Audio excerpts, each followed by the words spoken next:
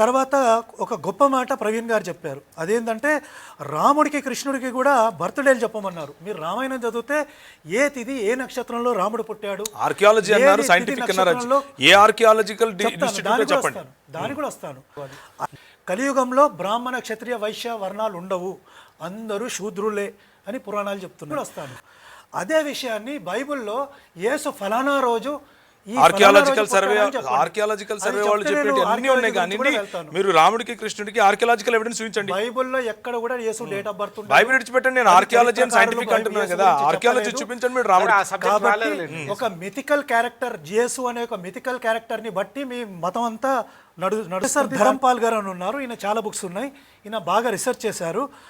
1800 సంవత్సరంలో ప్రతి గ్రామంలోనూ స్కూళ్ళు ఉండేవి. అంటే ఈ మోకాలు స్కూల్లో రాకముందు, మోకాలు స్కూల్ అంటారు కదా, మెకాలే కాన్సెప్ట్, ఇది రాకముందు కూడా లక్షలాది ఊర్లలో బడులు ఉండేవి. దాంట్లో దళిత నిర్మాణానికి వ్యక్తిగతంగా ఆధ్యాత్మికత అవసరం. ఆ వ్యక్తి నిర్మాణం జరిగినప్పుడు కుటుంబ నిర్మాణం జరుగుతుంది, కుటుంబ నిర్మాణం జరిగినప్పుడు సమాజ నిర్మాణం జరుగుతుంది, సమాజ నిర్మాణం జరిగినప్పుడే దేశ నిర్మాణం జరుగుతుంది. ఈ విషయమే చదువుకున్న వాళ్ళకు అర్థం చేసుకున్నారు. కనుకనే ఒక తల్లి ఒక యూనివర్సిటీతో సమానం, చదువుకున్న తల్లి అని చెప్పగలిగారు.